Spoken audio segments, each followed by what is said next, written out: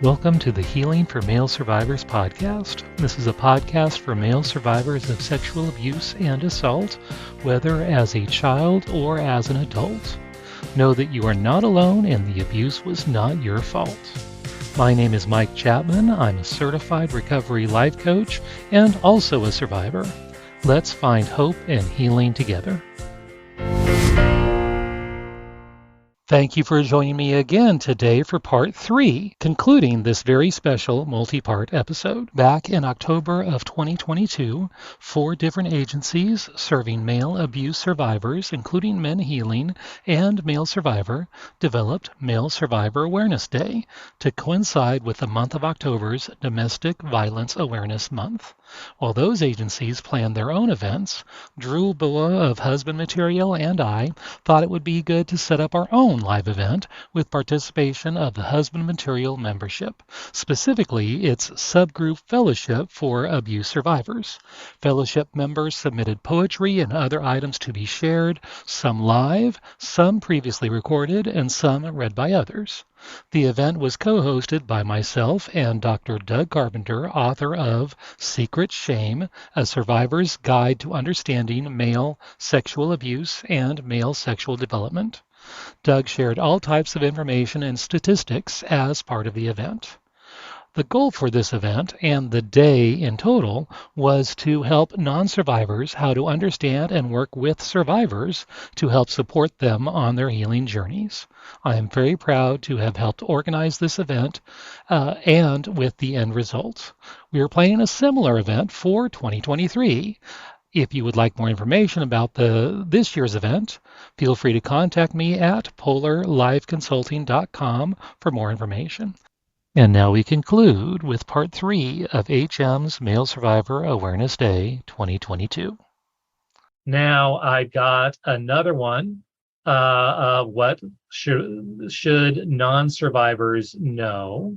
We can have a lot of weird hang-ups because of what happened to us. We are working through the process of overcoming and or outgrowing our hang-ups.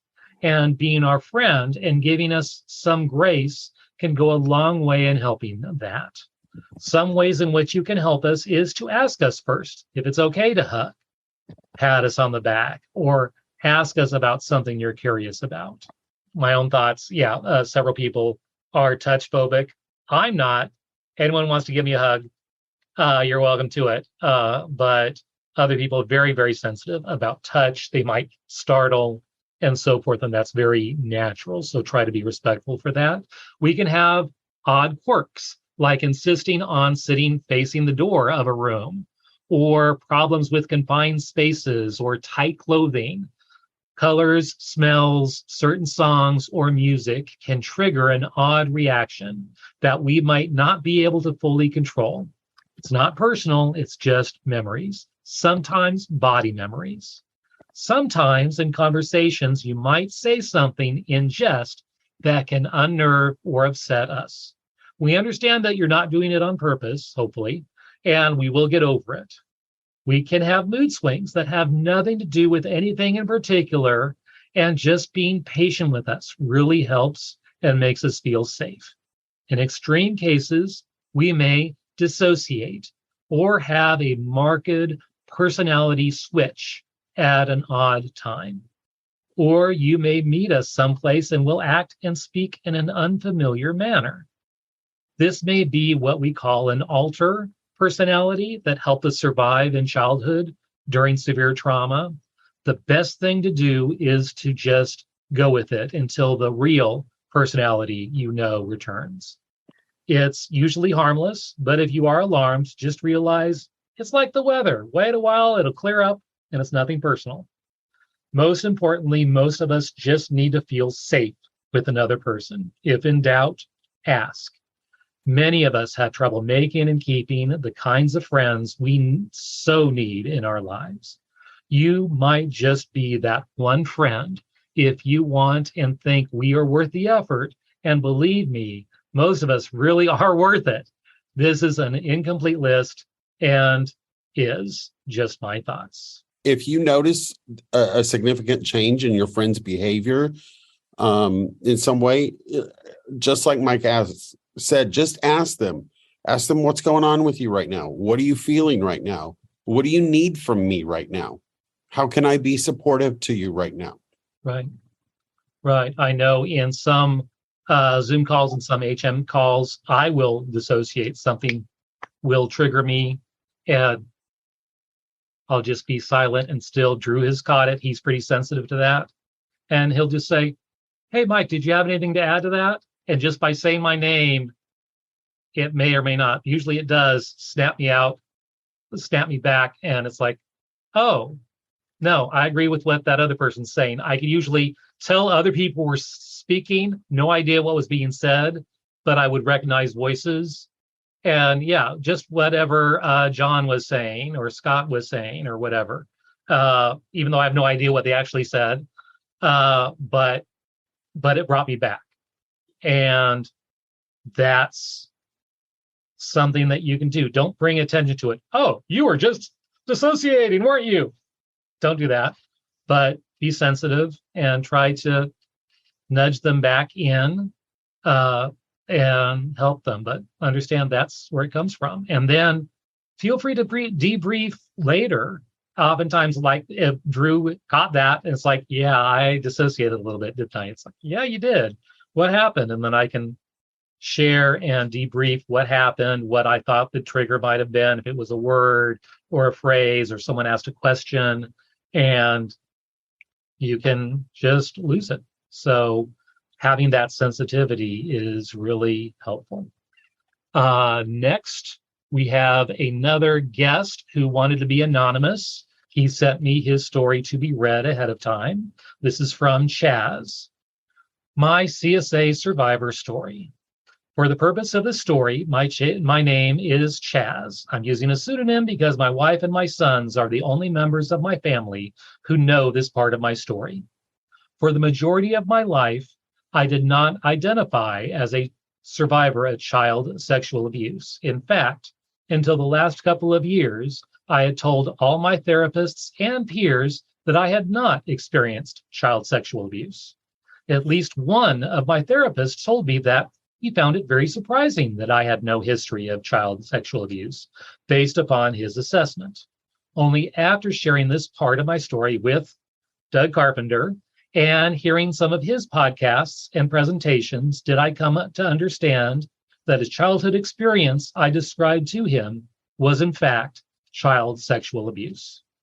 Without sharing too much, I will share some of the key details of this experience. The experience occurred during an overnight campout, which I participated in with 3 of my cousins.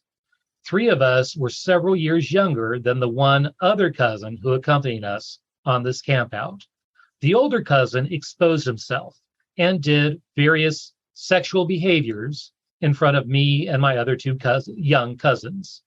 This was done under the guise of teaching us things about our bodies and about sex. The older cousin was much more physically matured than us and seemingly knew much more about sexual things than I did. For years, I never thought of what he did to me and my cousins to be sexually abusive. I didn't think these things could be considered sexual abuse because he didn't touch my body. After listening to Doug's teaching and attending a husband material retreat, which focused on child sexual abuse, I came to understand how significantly these experiences had impacted my arousal template, my behaviors, my sexual development, and many other aspects of my life in profound and life-changing ways. I came to understand that this cousin's actions were indeed abusive because he took advantage of his power and influence. As an older, more sexually developed and experienced person, to subject me and my 2 young cousins to his behaviors for his own gratification. Also, I have come to understand just how significantly this experience has changed and impacted my life. This abusive experience during the cousin campout, along with a prior significantly traumatic body shaming experience about 2 to 3 years prior, and an early exposure to pornography within a few months after this abuse, all occurred when I was way too young to process or understand these experiences. I was very sexually naive, and these were unfortunately my earliest sexual experiences and involved people who were my family and whom I presumed to be safe.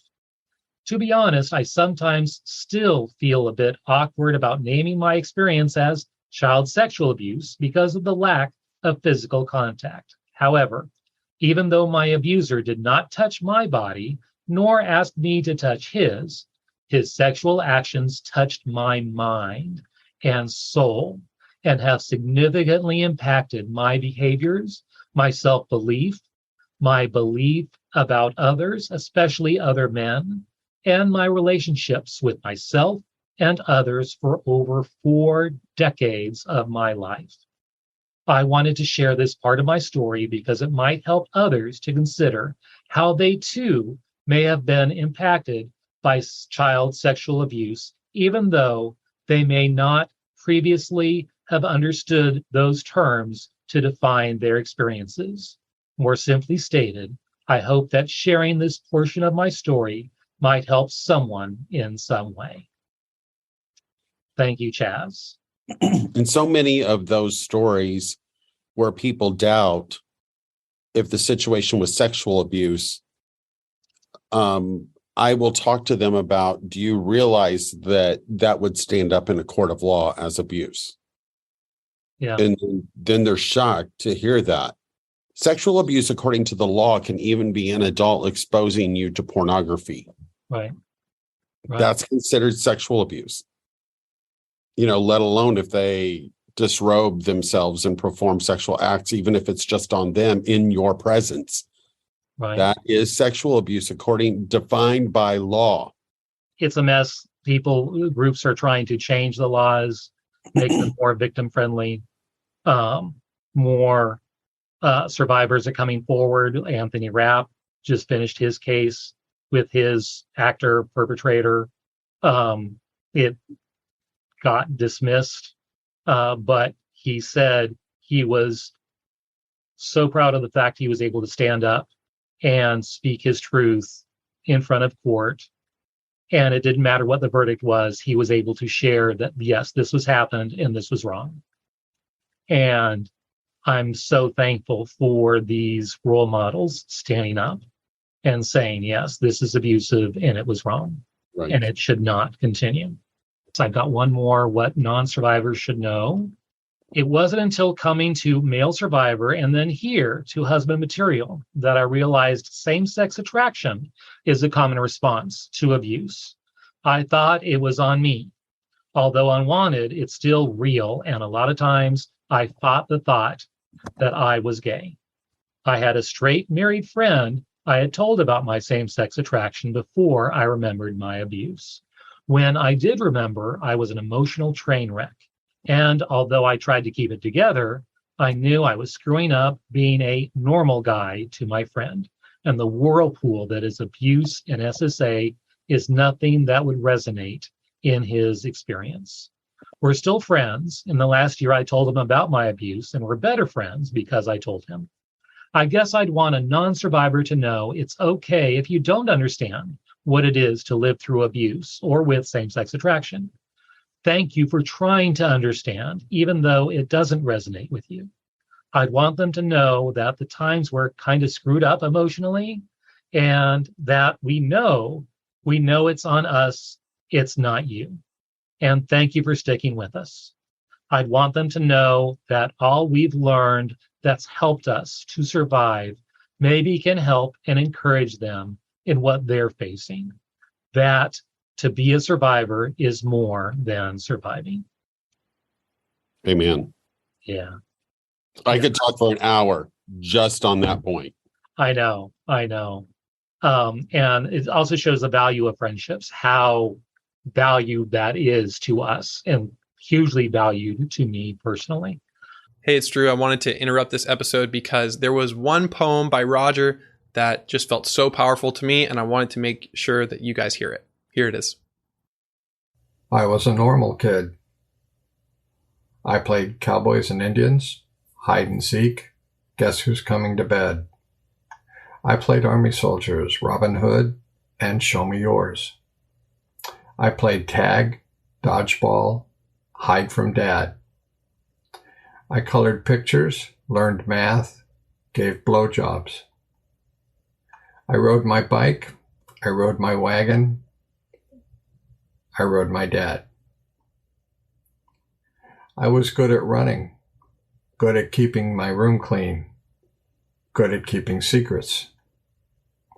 My drawers were neat, and so was my closet. My showers were thorough. I learned to write, I learned to read, I learned not to cry. I was happy mostly, I was brave mostly, I was alone mostly.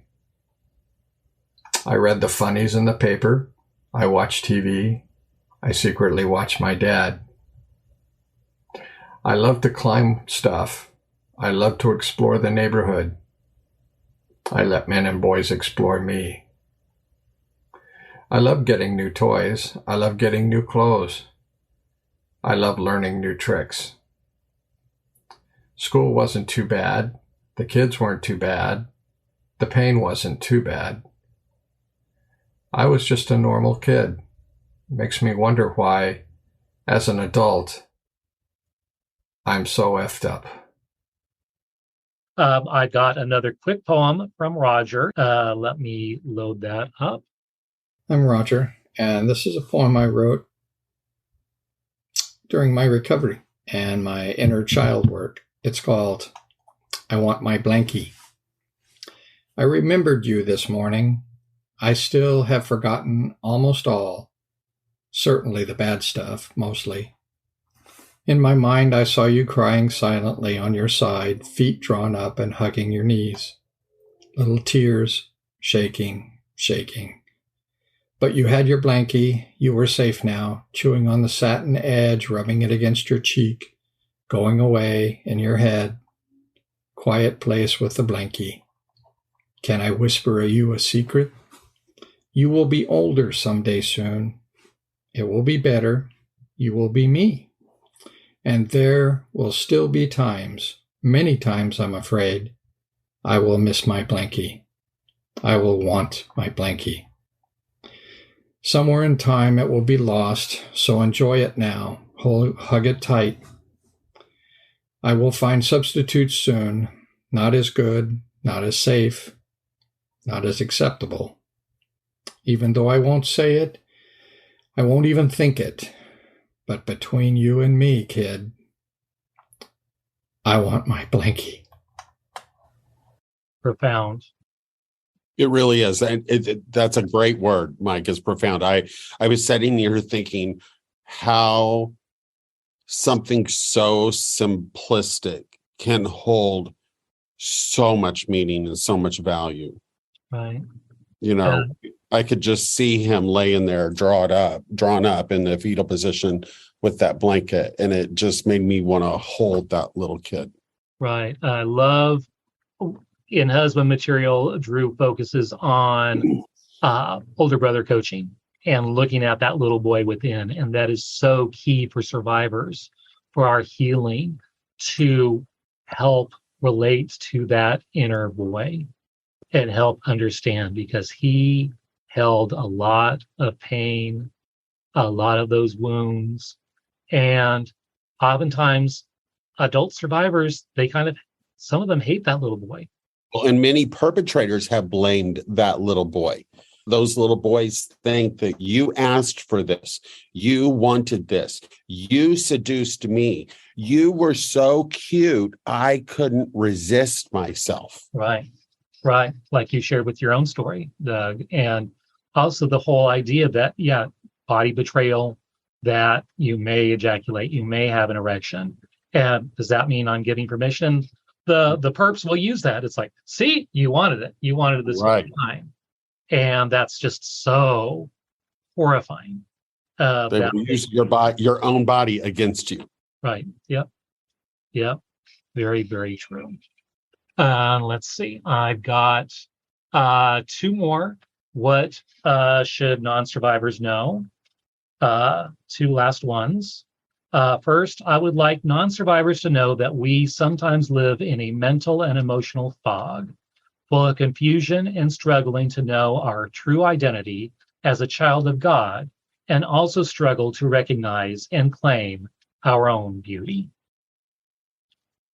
Next one, I guess for me, I would want non-survivors to know that my abuse experience and its effects make it hard for me to relate with other men.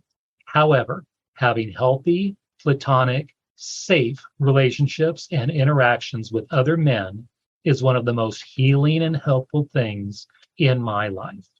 It's sometimes awkward, and I'm not really good at making or maintaining these friendships after a lifetime of fearing men and simultaneously needing and longing for good men to accept, affirm, and befriend me.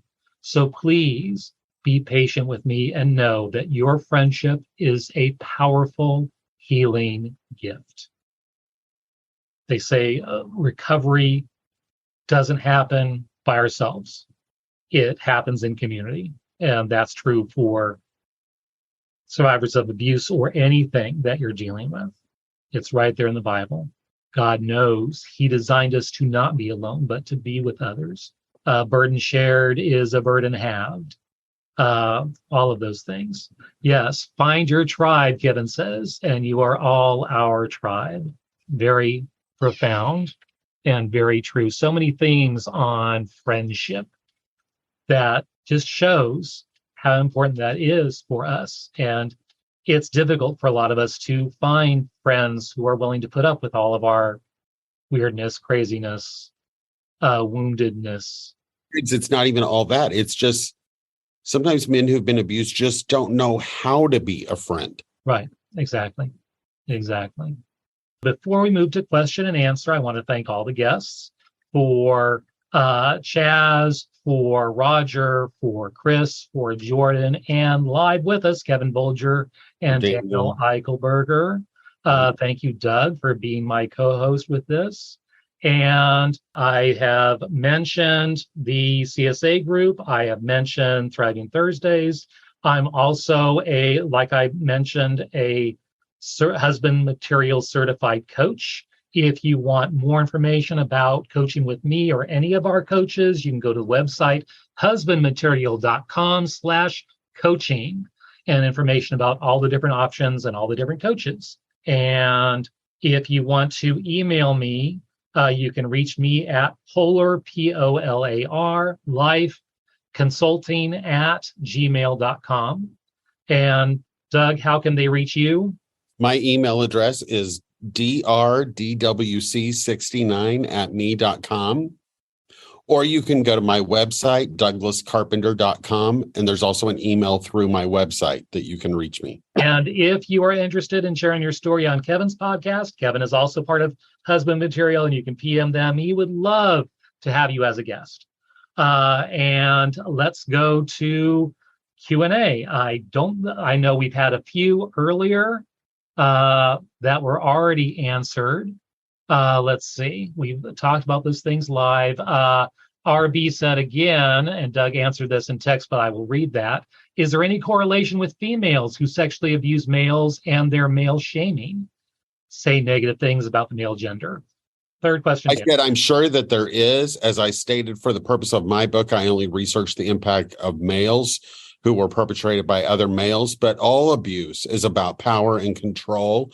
And so any female who is abusing is working out of that same dynamic. So they're abusing in their power and control. And so there is definitely a degree of male shaming that's going on by them exercising that power and control. And then another question, any information about not being believed, whether most are not believed? Yeah, I don't have any specific statistics about what percentage of people are believed or unbelieved. as I stated in my response back to the individual who asked this question, is the largest chapter in my book, which I think is chapter 9, is all about the process of disclosure. And there are many ways to disclose, but usually people kind of use the foot in the door technique. Like they'll make one comment and see how it's received. If it's received well, they'll tell a little more. And if that's received well, they'll tell a little more. The minute it starts to be not received, the door gets slammed shut. Right. That happened with me telling my own mother about the abuse. She knew that my father had abused several family members that had come out decades earlier. And I just asked her about that, thinking I could just move that door open a little bit and talk about me. And she said, yeah, I just couldn't get my head around it when I heard that. It didn't seem the right time. And so yeah, slammed that door. And I never told her, and then she passed away a few years later. So I did talk to my one surviving sister about the abuse, and right away she said she believed me. And that was so helpful. And that's one thing you should do. If you have a friend or family member talk about their abuse, believe them. We don't make this stuff up. Very, very few, I think, statistically, Doug. Very few are made up.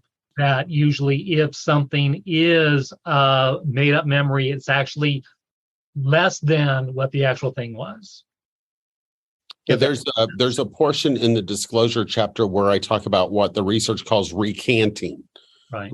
That's when somebody's told a story and then recants it and says, "Oh, that didn't really happen. I made it up." And it's a very, very small percentage.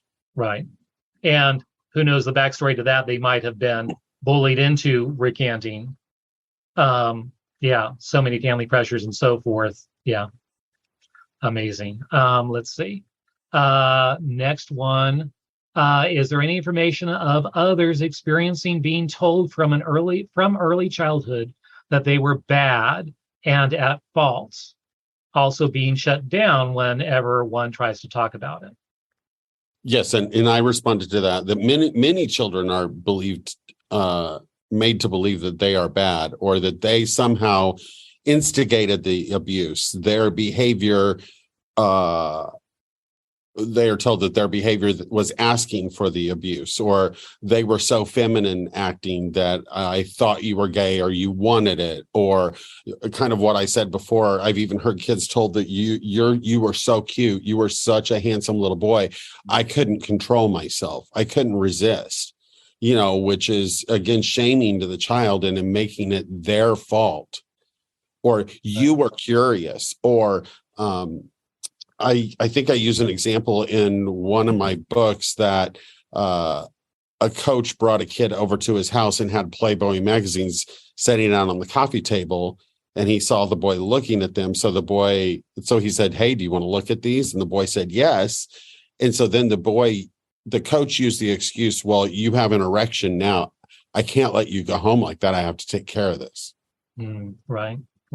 So again, it's bringing the blame back to the child and making them believe that they are inherently responsible for the event. So yes, that very much does happen with perpetrators who are very keen and cunning in their grooming and manipulation.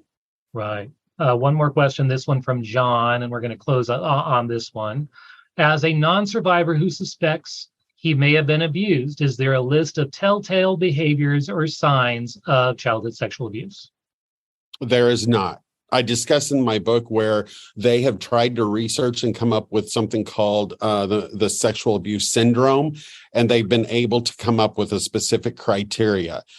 Because it can involve so many moving pieces, there's not a specific way in which males react. Now, we can find high correlations like same-sex attraction, like sexual identity confusion. There are things that are high correlations with sexual abuse, but you can also have those things and not have been sexually abused. So the answer to that is there is no telltale list. There is no syndrome, and that's why it does not appear in the diagnostic manual, right. Other than an individual's report is the way that you diagnose it of Right. sexual abuse. And it becomes a journey of individual discovery. If Yes. you suspect it, I know many, but not always. There's memory blocks, but you may not. Some remember it, but yeah, you might easily have a repressed memory.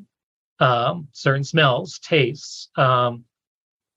Back in late January, early February, both Doug and I were on Drew's podcast and getting ready for the virtual retreat on sexual abuse and telling about all the different options. And I mentioned something, a CSA normal, what many, but not all, survivors go through. And Drew made a whole list, and that's available on the links to that podcast episode. And it has our stories there as well, which is why we're not sharing them that much today, Right. but we've shared bits and pieces. Thank you, Doug.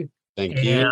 And in passing, I want to say to survivors, know this, that it was not your fault.